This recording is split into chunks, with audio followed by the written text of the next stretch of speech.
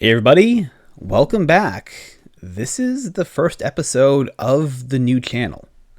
Obviously it's just my old channel, but we're now shifting away from the vlogging and more into the writing advice.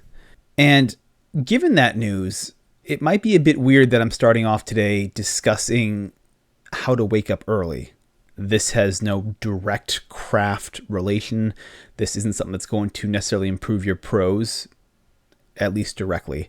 But if you stick to this video, you might find that it is a bit more helpful than you may have anticipated. For the past 7 weeks, I've been waking up every day at 5 a.m. For those of you who follow this channel, you'll know that's not an easy feat. A lot of my old videos, you'll notice, have me waking up early some days, sometimes writing later other days. And in general, it's been a bit of a challenge over the course of the past several years for me able to adopt an early morning habit. Now, for creative types, you don't actually need to wake up early. There's no hard and fast rule on getting up at 5 a.m. or any time. If you find that your prose is better in the evenings, awesome. Midday, great. But I work full time, I have family commitments as well as other obligations, and so for me, writing in the evening is not just a scheduling issue.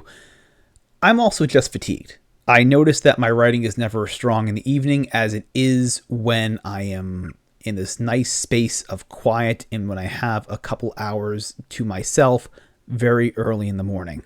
This is, of course, just myself here, but I think if you're a creative person, you might realize or might find the idea of getting up early and getting a couple hours of writing in before work to be pretty appealing. You're eventually more awake than you would be in the end of the day. You will also have less distractions, at least I hope. And there is something calming about getting up first thing in the morning and writing right when the dawn is coming and you see the sunlight coming through your window and you hear the birds outside. It is a somewhat surreal experience. But naturally, this is not something for everyone. And so if this is not the sort of thing that you're looking for, feel free, obviously, to exit now. For everyone else, I'm going to go through some general tips to help you out and to maybe get you up to par with those who have been doing this for decades. Now, my advice is not going to be the general things like setting alarms or not looking at your phone at night or having a good routine.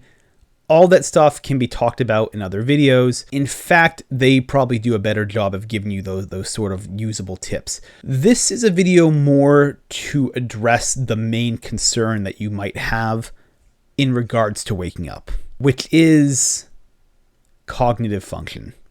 For myself, that was my biggest hurdle. The greatest challenge that I faced to getting out of bed was this thought in the back of my mind telling me, if you get up right now and start writing, your work is not going to be as good as if you waited a few hours. And it's a valid concern. A lot of these videos that talk about waking up early and going over how to tackle the morning, they tend to be designed for individuals that aren't trying to do their best creative work. There's a lot of presupposing in these videos that you're going to go to the gym or go for a run or meditate or journal. They don't create these videos with the idea of doing your best creative work, of needing to be cognitively high functioning first thing in the morning. And so for myself, that was the main objection to waking up, and that's something I want to tackle here in this video. So how does one do it? Well, the answer is kind of simple. You wait. I know it's a bit of a weird answer, but the main obstacle towards your inability to think and to function and to operate well in the morning is simply that the habit hasn't been installed yet. Once the habit actually is ingrained, you will be able to wake up in the morning and actually think more clearly. I myself wasn't as sold on it, but at the 7-week mark now, I have noticed a huge difference between simply getting up now at 5 a.m. being able to write and where I was 7 weeks ago. I haven't done anything drastically different. I haven't changed any of my patterns up. It's simply that as time has gone on, I've adapted more to the fact that I'm waking up. And so the main thing to keep in mind is the idea that you just need to wait out the clock. You just need to keep getting up every single day and sort of accepting that for a short period of time, your prose won't be as good. Your work will not be as strong. You're not going to operate at your best, but eventually you're going to. There's no hard and fast rule on how long it takes to install a habit. Some habits take far longer than other ones, and you can see data that says everything from like 2 weeks to like 250 days. And for a lot of us, habits that take a much longer period of time to break are ones that are very ingrained with us. They are habits that have taken many years to build up. And our sleep is no different. Now, with that being said, the University of London did a study some years ago and determined that it took about 66 days to make a new habit. Again, this is not a universal rule, but I'm sitting here right now at 7 weeks and it feels pretty accurate. On paper, that's not a bad deal. If I told you that in 2 months you'd be able to wake up every day and have 1 to 2 hours of uninterrupted writing time, I'm betting you probably would take that deal. The problem, though, is that the 2 months that you experience leading up to that are going to be hell. There's just no other way to say it. Foggy headedness, mood swings, frequent tiredness, cognitive just deficiency. Those are all things that I've experienced doing this. And even though things are getting better now, 7 weeks in, it's totally still happening. And so I imagine that for you, you'll probably experience that too. It's sort of a barrier to entry, I guess. I don't know if that trade-off is worth it to you, but for me, that's an awesome deal. A couple more weeks now, and I'll be able to do this without any sort of challenge, at least in theory. Obviously, you're going to have your good days, your bad days, and all that stuff, but that's a nice thing. It's a nice idea to get up a couple hours early and get some extra work in if you can do it. But now I'm going to go over just a couple of tips for those that are maybe thinking of taking on this challenge. Tip number 1 is simply to be mindful of your health. You need to be aware that waking up early is going to affect your CNS and your immune system. A lack of sleep increases the chances of getting things like colds and flus and other diseases. It's just the nature of your body. When you disrupt the homeostasis of your body, you are going to be at more risk for getting sick. The way to combat this, obviously, is to be more mindful about your diet and supplementation, and also focus a lot more on trying to get as much sleep as you can, i.e. going to bed earlier. I said earlier in this video that I wasn't going to address it here, so I'll leave that to another video for you to search to discover how to go to bed earlier or how to get better quality sleep. Tip number 2 is to wake up in the morning with a game plan. Your mind is the biggest liar you're ever going to experience. It will make up every manner of excuses as to why you should not be doing this. And the biggest excuse and the biggest reason you're probably going to turn over is you're not going to have something motivating you to get up in the morning to do it. If you had a flight at, say, 7 a.m., I can guarantee waking up at 4 or 5 to get to the airport in time and to catch your flight would not be a challenge. You would just get out of bed and you would go because you have to make the flight. It's the same thing with waking up early. Just getting up for the sake of getting up is not going to be enough. You need to have a plan for what you're going to work on. If it's your story, whether it's your novel, or whatever creative pursuit you're looking to do, you have to have a game plan for what you're going to do that day. You need to know what you're going to write, what section, and what you need to work on. Otherwise, you're just going to sort of turn over, think to yourself, I can tackle it later on. I can figure this out. I don't even know what I would work on, and go right back to bed. I know this happens to me all the time. Tip number 3 is to wait 1 hour before writing. There's a lot of science that goes into this, and you can look more into it if you like, but basically your first hour of the day, you're not necessarily at your best, even if you install this habit. 3 months from now, 4 months from now, 6 months from now, you're probably still not going to be at your most high functioning within your first hour of waking up. A lot of the science suggests it's actually your second hour to your fourth hour.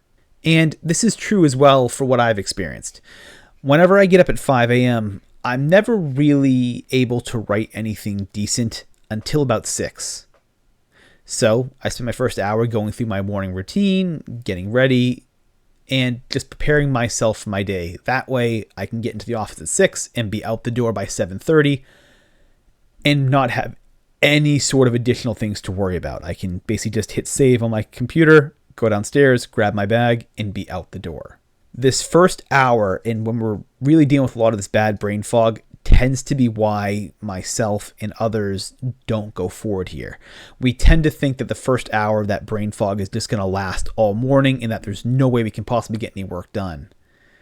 Well, in fact, it actually only lasts about an hour. If you get up at 5, by the time 6 o'clock rolls around, you should be able to start cranking out some words. They may not be the best. Obviously, the habit hasn't been installed yet, but you should be able to get a fair amount of work done at a pretty comparable level to you when you are at your very best.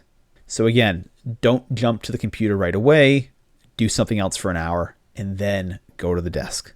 And finally, tip number 4 is to simply embrace the experience.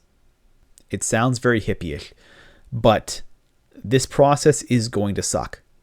There's no way around it. There are some things in life that are going to be difficult and are going to be very miserable for a period of time before you get the benefit. Waking up early is one of them. You're going to have the emotional mood swings. You're going to have those days where you're just not feeling yourself. You're going to have those days when you're tired. You're going to have those days when you feel so fatigued that you want to get home and just crash.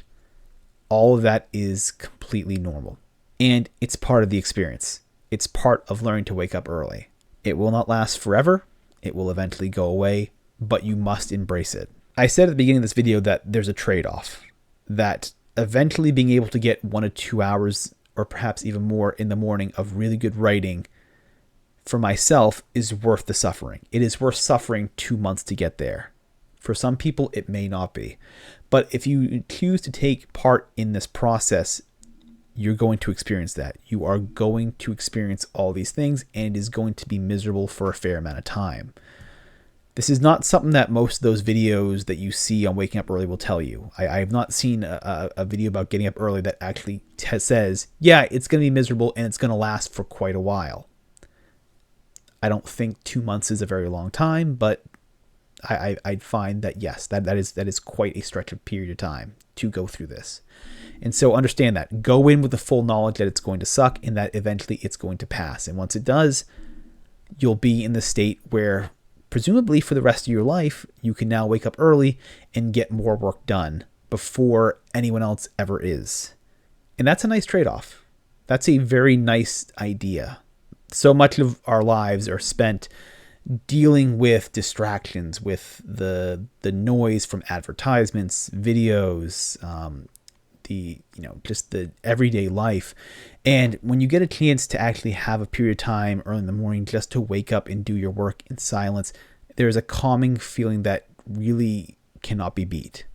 All right, so that's it. This has been my experience with waking up early and what I found worked and didn't work, and things to consider if you decide to go through the process as well.